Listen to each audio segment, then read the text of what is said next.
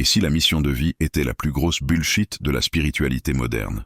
Depuis des années, on te répète que tu es là pour servir, pour être utile, pour impacter le monde.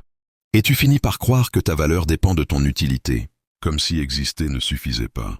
Tu cherches un but, un rôle, une fonction à incarner. Tu veux trouver ta place, ta mission, ta raison d'être. Mais tu ne te demandes jamais: et si ma raison d'être c'était simplement d'être? La spiritualité moderne t'a mis une pression énorme. Devoir être lumineuse, inspirante, productif, utile, aligné, une 24/7. Mais c'est juste un nouveau costume, un nouveau rôle, une nouvelle cage, dorée, mais une cage quand même.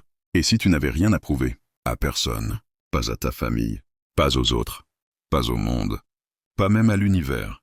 Et si tu étais venu pour vivre, vivre vraiment, rire, tomber, ressentir, daughter, aimer, respirer, explorer, être humain, pas pour atteindre un idéal, pas pour être utile, pas pour obtenir une médaille énergétique, parce que courir après ta mission t'éloigne souvent de toi.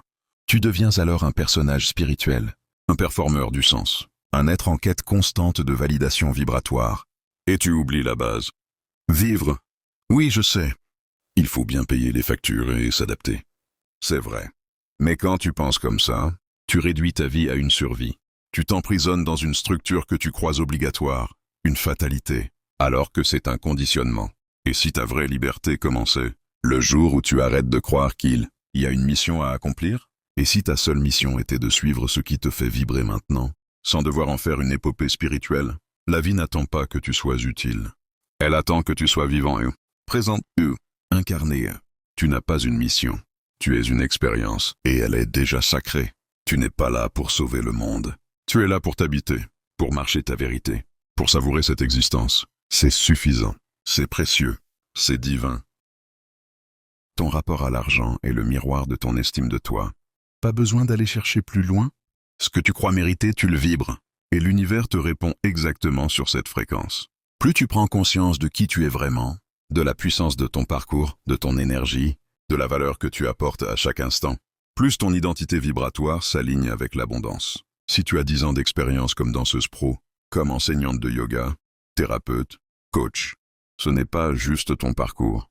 C'est une décennie d'expertise, d'efforts, de passion, de transformation. Et cette expérience a une valeur énergétique réelle. Elle vaut bien plus que le simple prix d'une prestation. Elle représente ton chemin, ton courage, ton évolution. Reconnaître ta valeur, ce n'est ni de l'ego ni de l'arrogance. C'est une déclaration vibratoire à l'univers. Je me vois. Je me reconnais. Je mérite pleinement. Et quand tu te reconnais toi-même, l'univers ajuste immédiatement sa fréquence. Les opportunités, la reconnaissance, les clients, tout se met à refléter ton alignement intérieur.